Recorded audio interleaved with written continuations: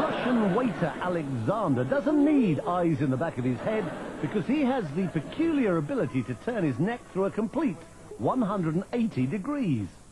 Normally the muscles and the vertebrae in the neck prevent that happening, but because of a peculiarity in his spine, Alexander has confounded orthopedic specialists for years. Many years ago, I started doing gymnastics, he says. That's when I noticed that my vertebrae seem to be very flexible and that I can turn my head farther than normal. I worked at it little by little, going a little farther each time, and one day I was able to turn my head all the way around.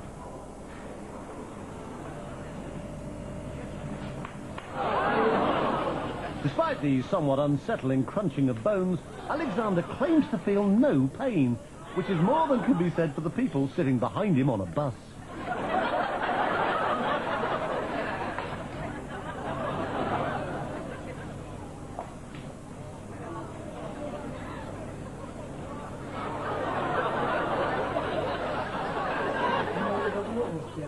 When I do it, it takes energy out of my whole body, he says. It requires 100% concentration.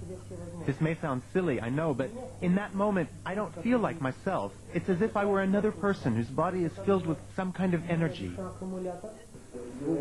I've been a radiologist for more than 30 years, he says, but I've never seen anything like it.